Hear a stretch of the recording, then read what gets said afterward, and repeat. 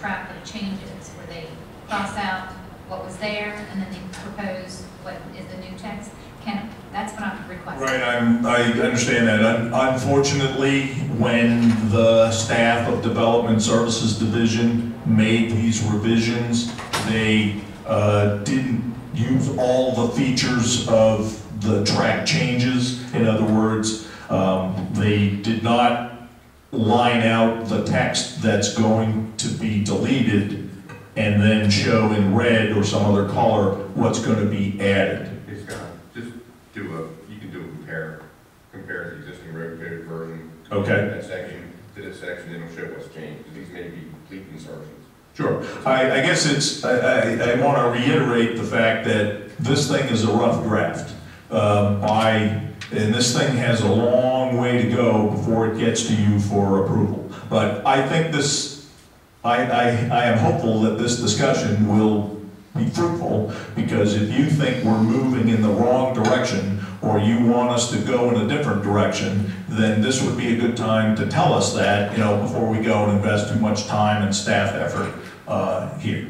So I agree absolutely. Before this thing comes to you for approval, we will point out what the proposed changes are. It's just, unfortunately, I don't have that to show here this morning. It's just so detailed that it's vital that we be able to compare what the changes are. I agree, Commissioner, but it was not my understanding that you wanted to do a word-for-word comparison. I believed that this was intended to be a policy-level discussion, and that's what I'm trying to do. Well, I think just for discussion today is if we can hit on the high points.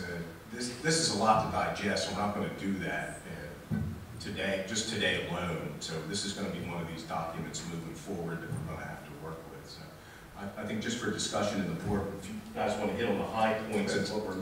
That's what I'm attempting to do. Okay. All right, Mark. Can you? I don't think we're there yet. Can you scroll down some more? I was just looking at the failure to obtain right of way. Yeah, okay, I guess maybe I wasn't looking when you went. That's, all right. Okay, Yeah, here we go.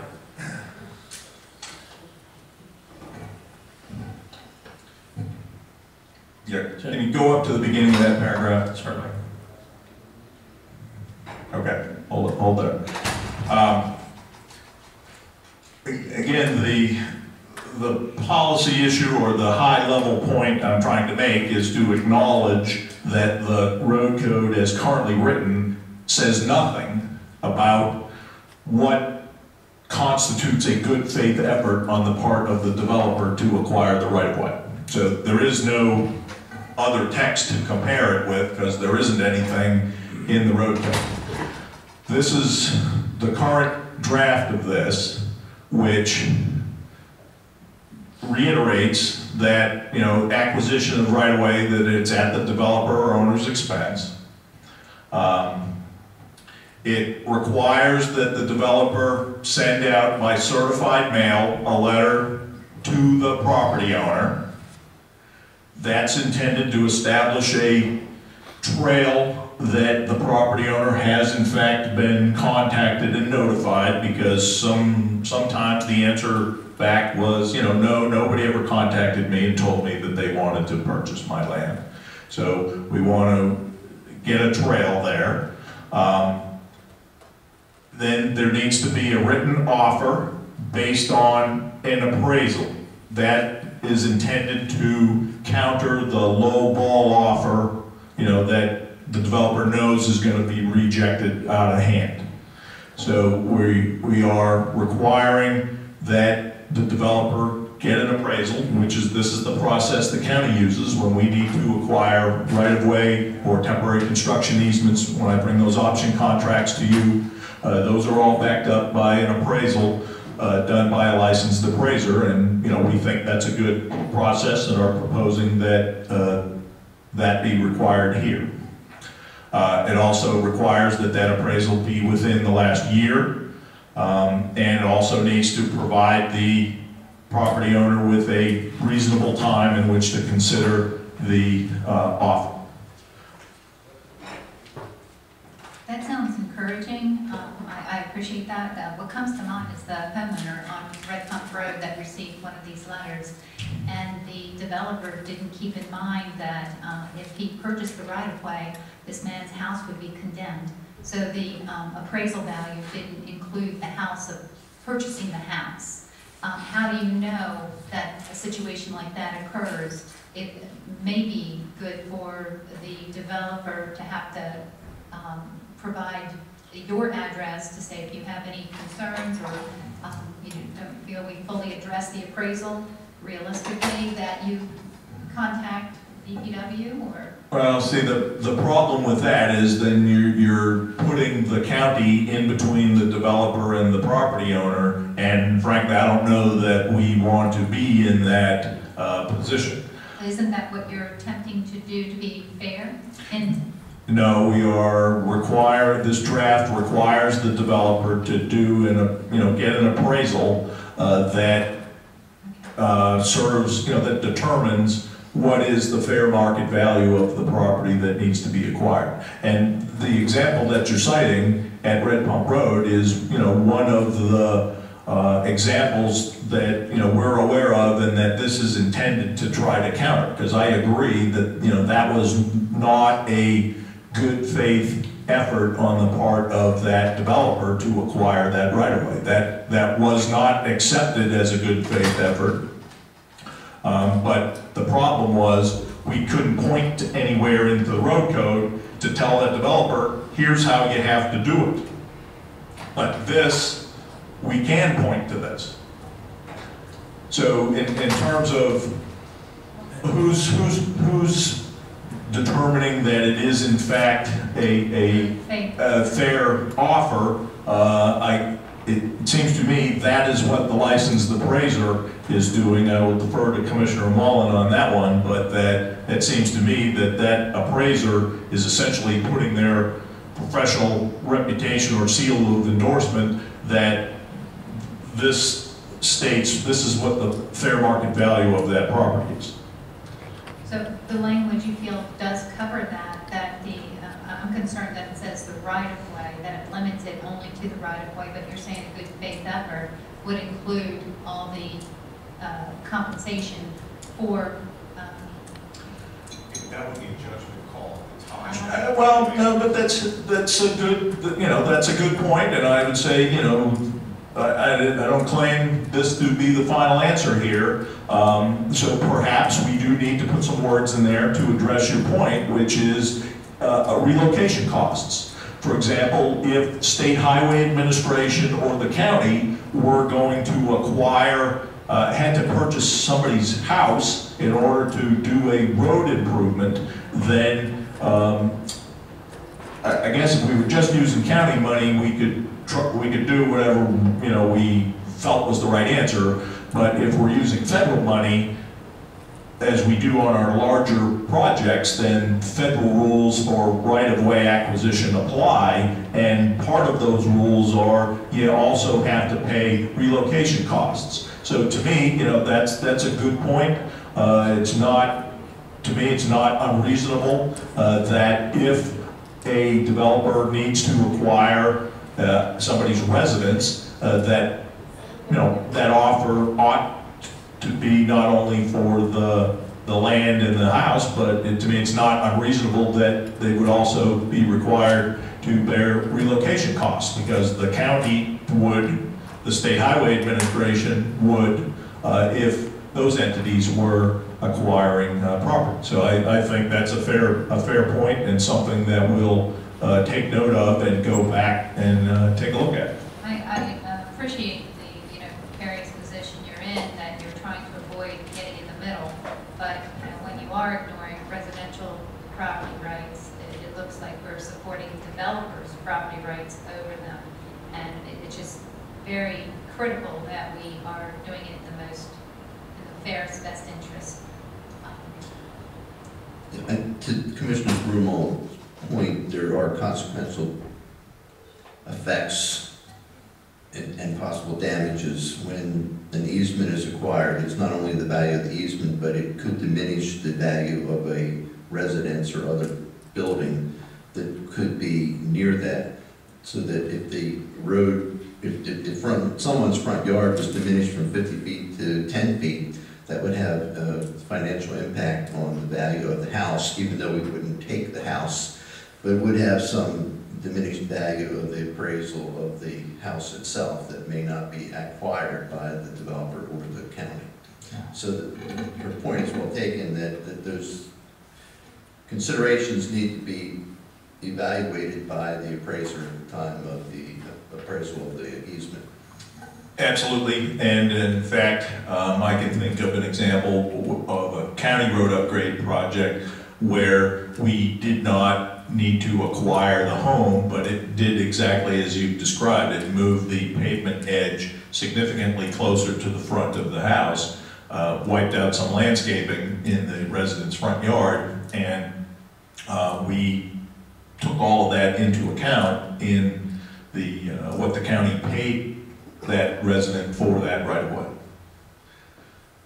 Now, all right, so to me, this is an attempt to address the gaps that exist here. I think this discussion has been helpful. It's pointed out some areas where the language can be tightened up. Now, I guess I do want to say, I do want to point out another section here, and I'll read it for the benefit of those in the back of the room who perhaps can't. It says, in the event that the developer cannot gain control of sufficient right-of-way to improve the existing road or roads as detailed in the traffic impact study and or the road condition survey, the department, meaning DPW, will meet with the developer or owner and the developer's engineer to make improvements to the road within the existing right-of-way or prescriptive right of maintenance that would mitigate the impacts of the development. Okay, you heard me earlier talk about how we're trying to walk a fine line in the middle of that spectrum, and that's what that says. So if the Board of County Commissioners if that isn't good enough for you, and in your opinion it's all or nothing, then you need to tell me that, and we'll change those words. And it seems to me the two alternatives are say the offsite road improvements need to be fully implemented or the project will not get approved, which runs the risk of giving adjacent property owners veto power, or the other alternative is to say in the event the developer or owner cannot acquire the necessary right-of-way to complete the off-site road improvements, then the county will use its power of condemnation to acquire that right-of-way to enable the developer to fully implement the off-site road improvements. My concern is that political will could easily interject itself here, and giving a standard of what the mitigating or the improvements would be. There needs to be some sort of measure that it is being done. A degree of improvements needs to be shown in place of the developer not being able to attain the right-of-way. And it could be that, which has happened now, that they have attempted, it's in their best interest to try, and they send a letter and make a half-hearted attempt. If they don't have any responses, they can go to you, say we tried, they don't want to sell, and then they meet with you. And sometimes those improvements aren't made at all. So I would like to see some language to show that there will be improvements made in a measure of how much. My comment is, I agree with Diana that there needs to be some guidance to that direction, including if they can't acquire the easement, that they could pay money instead for future improvements. Instead of that piecemeal hopscotch improvement, they could pay some money. And that money, in my opinion, would be maybe 120% of the cost of what it would cost to acquire the easement and make those improvements. or some other offsetting improvement down the road. But there should be some guidance and some guidelines for those negotiations to occur that would be in the road code, so that you could. It's nobody's stuff really, what you're looking for is a systematic, fundamental way to move Yes. forward. Some kind, but I'm sure what Commissioner Brumall's fear is that they can't make the property owner sell the easement, and you sit down and you just let them do something easy and cheap rather than significant, and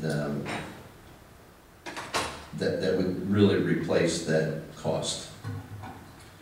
And it needs to be a dedicated fund for that particular road for the improvements that it will ultimately be made.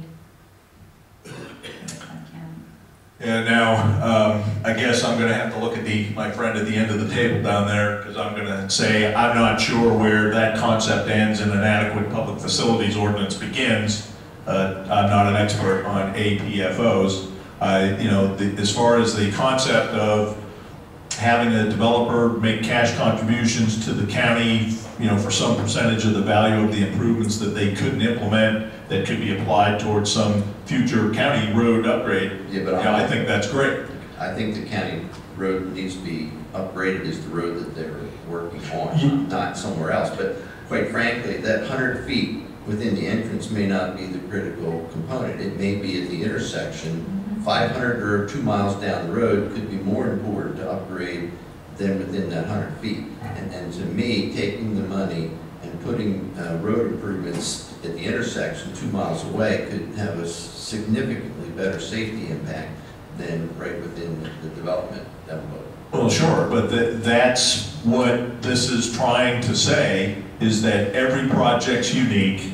It's not possible to write in here exactly what off-site road improvements are going to be needed for every project, because every project is unique. It requires the preparation, for larger, more significant, it's a formal traffic impact study. For smaller project, it's just a less formal evaluation. But it's an assessment of what is the impact of this development on the surrounding transportation network, identifying what those impacts are, and identifying what measures can be implemented in order to mitigate that, and then negotiating with the developer to get them to agree to do that, and then documenting that agreement in the form of a public works agreement, or a developer rights and responsibilities agreement, or something like that. I guess the point I'm trying to make is, I don't think it's going to be possible to write a road code that's going to specify exactly what improvements are going to need to be made. I think you're going to have to rely on and trust the judgment of the staff of the Department of Public Works that we are, in fact, doing what we get paid to do, which is to represent the citizens of the county, look out for their welfare, implement the policy guidance of the Board of County Commissioners. I agree to a level, but to Commissioner Brummel's point, she has a fear that the Department of Public Works could allow the developer off too easily. Sure, it's obvious by the body language that that's the concern. Right. Sorry. But on the other hand, the developer could have the other fear that the Department of Public Works could require too much and not have good judgment on their actual cost for the road improvements. And so it could work both ways. And that's why I'd like to see that some general guidance be put into the road code waiver, so that I certainly expect that the Department of Public Works have some discretion. They have to have some discretion because of uniqueness of every property in all of Cecil County. But on the other hand, there should have some guidance that would be giving them some cover on how they come to a conclusion. That's something we have to work with. Yes. This is a good first step. Yes. We're not going to solve this today. True. It seems to me that DPW needs to have the tools in their toolbox that have the flexibility to work with the property owners and the developers to reach some sort of solution or compromise that's acceptable to all sides. Because, you know, we've talked about making sure that the individual property rights are respected, but also, you know, giving veto power to property rights to property owners isn't necessarily the best thing either. And so that's you know, where we have to figure out where in the middle we're going to end up. I don't want something that's going to restrict DPW's ability to work with both parties, but yet gives them the tools and the options to do that. So I guess that's ultimately the question I come down to is, does this give you what DPW needs to do that? I want to reserve the right to tweak the language further, because I think in our discussion here, we have identified some areas where it does need to be tightened up. But in terms of the principle, to me, and I guess that's what I'm hoping is going to come out of this discussion is, you know, either an agreement that we're heading in the right direction, or tell us we're not and you want to go in a different direction. And the principle of this is to essentially acknowledge that every project is different and vest in the staff of the Department of Public Works the ability to review each project on a project-by-project basis and determine what off-site road improvements are required. Now, I think as there's another provision in here that, and I'll say it and then Mark, I'll let you move there, that this requires that these off-site road improvements be identified prior to submission of the preliminary plat. Is that the right language there?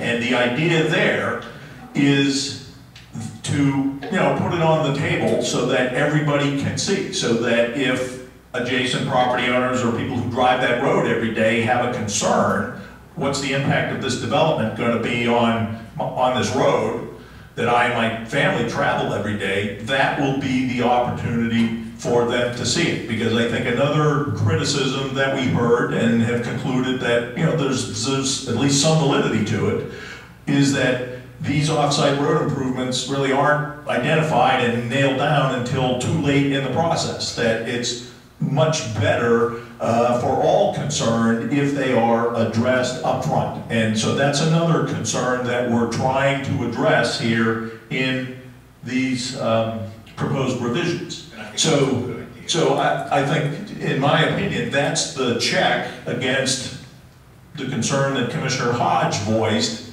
that, you know, are we asking for too much or too little? Well, that'll be the chance for citizens groups or adjacent property owners to come before the Planning Commission and say, we think the Department of Public Works is asking for too little, that here are our concerns and here's the argument as to why this developer should be required to do more. And, you know, then just let that process work. When do you believe you'll be in a position to bring forward a draft that you've essentially signed off on for the board's review and comment? Well, the normal process here is that the staff, you know, reviews it and makes edits, then I would bless it, and then it gets coordinated with the engineering and development community, typically culminating in what we call an engineers roundtable, where the Chief of Development Services Division invites representatives from the engineering and development community to come in and talk about, you know, talk informally about the proposed changes and gather their feedback. And then, so then additional changes are made, and then we start the formal process, which is advertising for a public hearing, conducting a public hearing before the Board of County Commissioners, then taking whatever comments are made at the public hearing, making further tweaks, bringing it back before the Board of County Commissioners for review and approval. So all of that is a multi-month process. So the rationale, several months away then. I think we're several months away from being ready to bring it to you formally for approval. I would like to say that the rationale behind conducting the engineers roundtable is that, in our opinion, that's a more, that environment is more conducive for back and forth dialogue as opposed to a formal public hearing, you know, where somebody's at the podium speaking to the Board of County Commissioners, and there really isn't that opportunity for that back and forth dialogue. So that's the thought process behind doing it informally first with the with an engineers roundtable in order to have that two-way dialogue with those who are going to be most impacted by the proposed changes. And then once we go through that process, we would then move into the formal process. I would digest this document a little more here. No, at least I've read it once. Well, I would like to have the changes documented as Craig had described. And I just want everyone to keep in mind, the majority of this board voted for the increase in density to Muddy Lane. And I believe it's going to be the county commissioners that are going to, we're going to oversee the improvements to Muddy Lane. And we have an opportunity to do it right, make sure the same thing doesn't happen as what happened on Razor Strap Road. And you know, the taxpayers aren't going to show up at the hearings. They're just going to see it in their tax bill. And when growth was rampant, you know, double-digit increases in the taxes for 12 years straight, that's where they saw it. So we shouldn't be, the taxpayers shouldn't be subsidizing the developments. The developers need to pay their fair share. I'd like to respond to that, and I'd like to reiterate what I think Commissioner, as I recall, Commissioner Hodge said last week, because you quite frequently cite Razor Strap Road as an example. But as Commissioner Hodge noted, the fact that that bridge on Razor Strap Road washed out some 10 or 15 years ago was not the responsibility of the developer of New East Crossing. That was an act of God. And in my opinion, you know, the county should have moved long before to replace that bridge, but for various reasons, it did not. And we're moving to replace it now. It just so happens, coincidentally, that there is the proposed New East Crossing. But I don't see how somebody could say that it was the developer's responsibility that there isn't a bridge there and that it needs to be replaced and that the developer ought to bear that cost. There's improvements to Razor Strap on the other end, but the intersection, there's improvements to the widening of the road which we acquired by eminent domain, correct? The rights of way. And the level of service has significantly increased on that road. And if you're talking about level of service, the contribution, they could have paid something towards that. I agree wholeheartedly. They have made, various developers have made various levels of contribution towards the cost of upgrading Razor Strap Road. Was it enough? No. Too much? That's, you know, that's arguable. No. It wasn't the developer's responsibility that the intersection of Razor Strap Road and Red Toad was at a bad angle. I guess that's just how the cows walked 200 years ago when that road was first established. But you just identified that traffic impact studies need to identify where the upgrades are, where the money should be invested. And that's a good example. And we just also increased the cost on this road with the widening of the side lanes for biking, walking. That was, I'll point out, that was a decision of the majority of the Board of County Commissioners, and so the board is responsible for any cost increase there. But that was a result of the increased traffic. And there was, isn't it 3 apartment complexes that, you know, New East Crossing, and I can't remember the other 2, what the names are, but significant increase of service to that road. Point of order. I think we didn't want to get off on Razor Strap Road. We're talking about this document today, so I think to bring this discussion to a close, if you don't mind, is we the board need to read this, reread it, jot our notes down. Scott, I think, knows what he needs to do with this a little bit moving forward. And to circle back, I like your idea of the roundtable with the engineers, working with Mark, planning staff here moving forward. A couple of quick comments. Number one, I think this is a good time to reconsider and justify the easement widths that are required. In some cases, I believe the easement widths are too large and too great and create hardship, not necessarily on the developer, but on the property owners that may be near developments.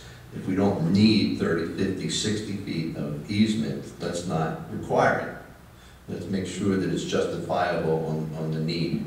Number two is, I guess my question is, it doesn't say it specifically, and maybe it should, on who pays for the road condition survey. And does that cover the entire length of the entire road that a development or business may be situated? And one of my fears is that we have to be careful of the fair share. Is the first person that's going to put a business on a property or on a road have to pay for the entire road condition survey where we may benefit? I can see this road condition survey being very expensive and to the point of prohibiting development of any sort, including commercial industrial development.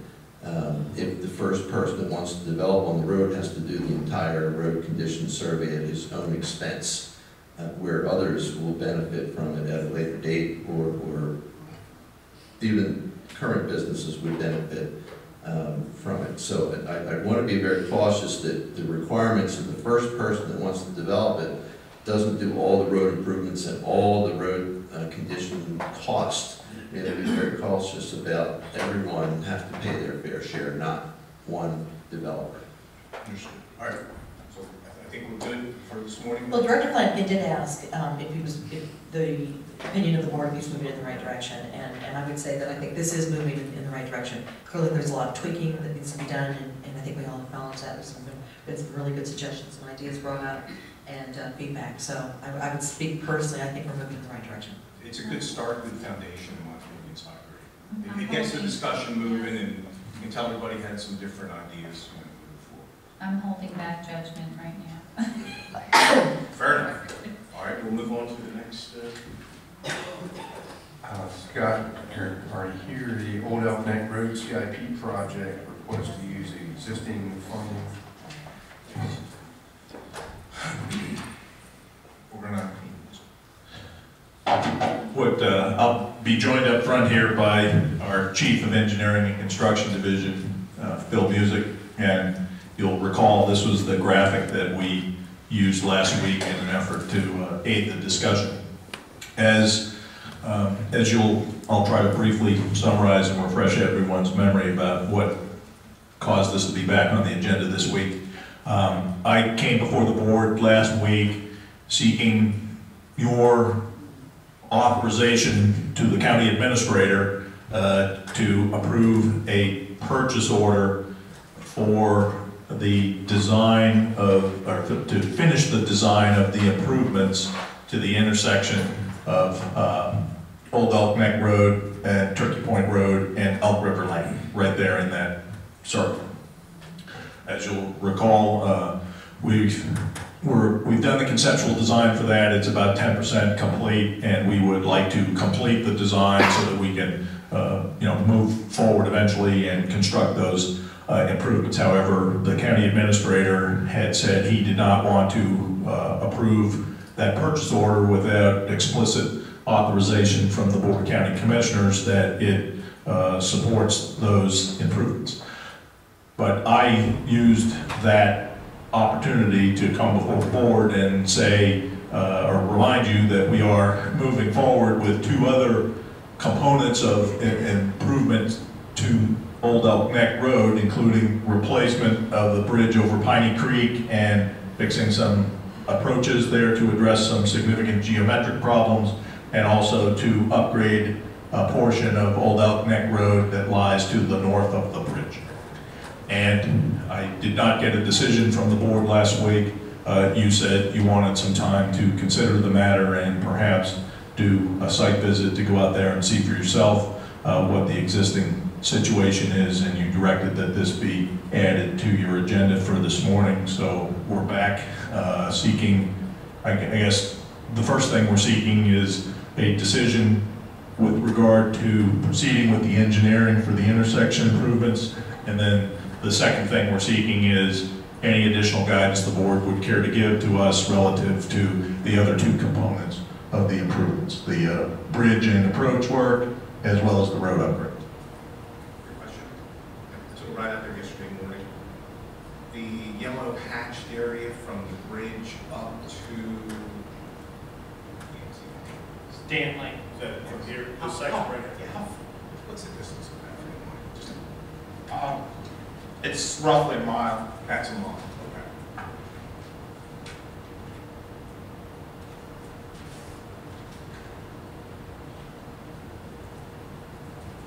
Well, I think the first step is to decide whether you want to continue the engineering for the road improvements with Old Elk Neck Road and Turkey Point Road. And in my mind, the current road alignment and site distance is horrible and it's a safety hazard.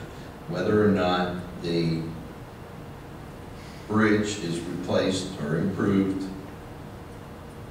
or whether it's improved significantly or just replaced as it was. The question is, do the commissioners want to invest money in the improvements of Elk River Lane and Elk River Lane, Old Elk Neck Road, and Turkey Point Road? And again, I'm not going to vote because I do own property in the vicinity and adjacent to these projects, but I do encourage the commissioners to make those improvements. I just wanted to bring to our attention, Board of County Commissioners, what is the policy for priority bridge repairs, as well as the scope of bridge repairs. I previously posed this question to Director Flanagan and was told that several factors weighed into this: cost, current and anticipated use, location, whether it's in the priority funding area or outside. And I would like to add to this, it's sometimes political will. And it has become increasingly apparent that the scope of the Old Elk Neck Road project, from just a simple replacement to a large infrastructure expansion outside of the priority funding area, is being driven by this very issue. If you argue the large infrastructure overhaul allows for emergency equipment to cross the bridge for improved emergency response, bridges for Mill Lane in Earlville and Rolling Mill in Northeast were also supported by local fire departments for improved emergency response. After speaking with many citizens in the Old Elk Neck area, the overwhelming majority agree a bridge replacement would be adequate for this area and understand why it would not be fiscally responsible to invest close to $5 million in a non-priority funding area. If we did a bridge replacement minus the road widening and some of the other improvements, I believe there would be enough revenue to replace the bridge at Rolling Mill and possibly start work on Mill Lane. If we do bridge replacements, we need to make sure all the taxpayers are being served in an equitable manner and that the Board of County Commissioners are following a policy that is consistent across the board.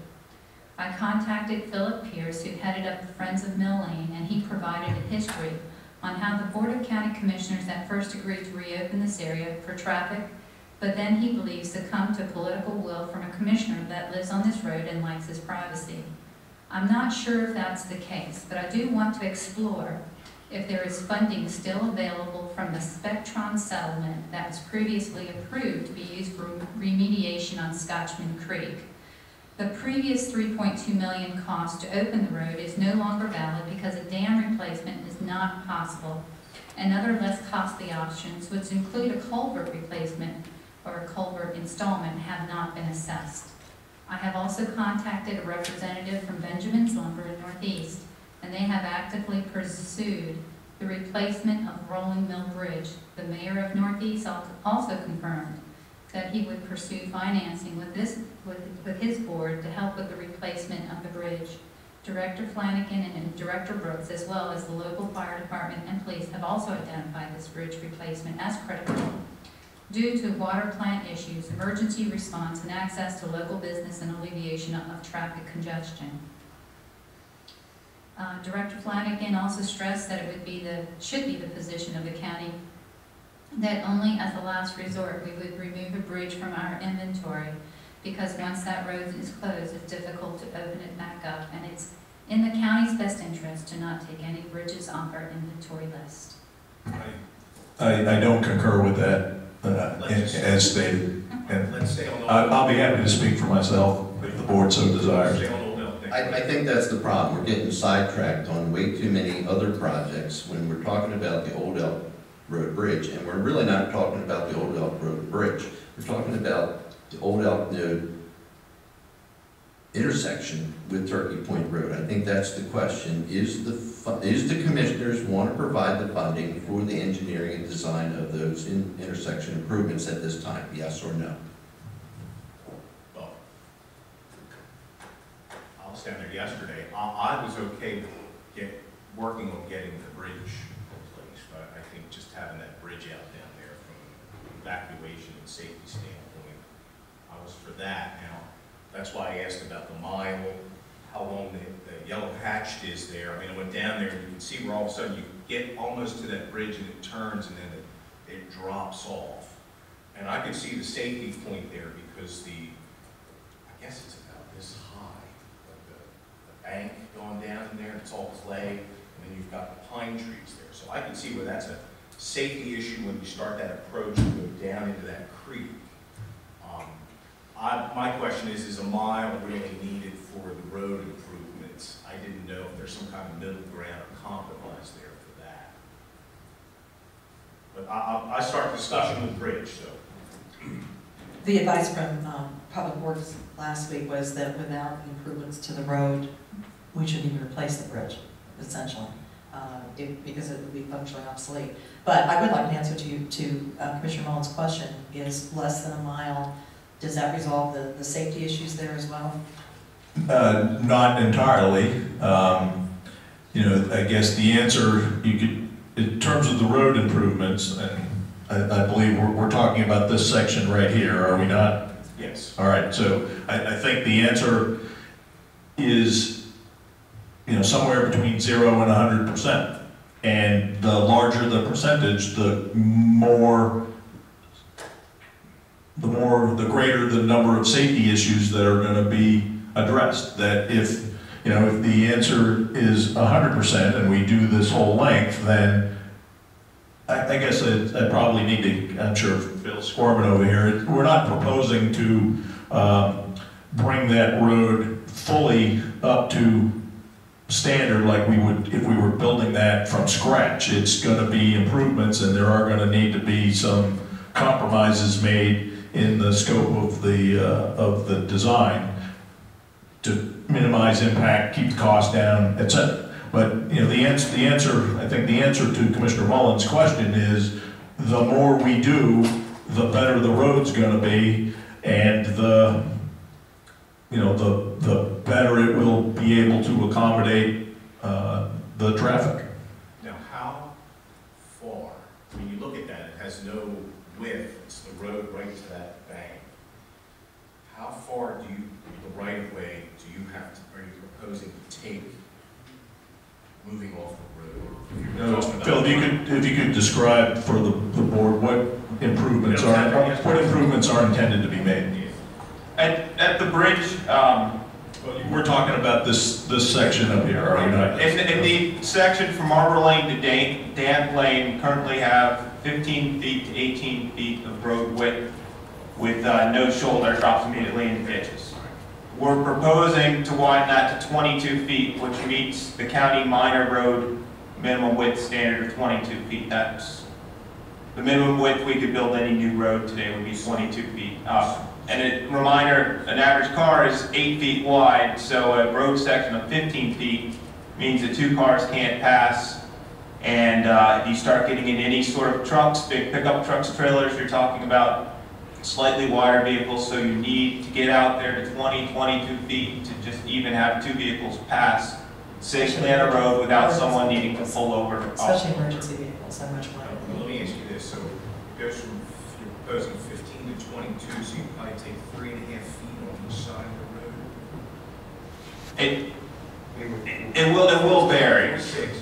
Okay, and well, is that gonna be just asphalt moving down into a ditch?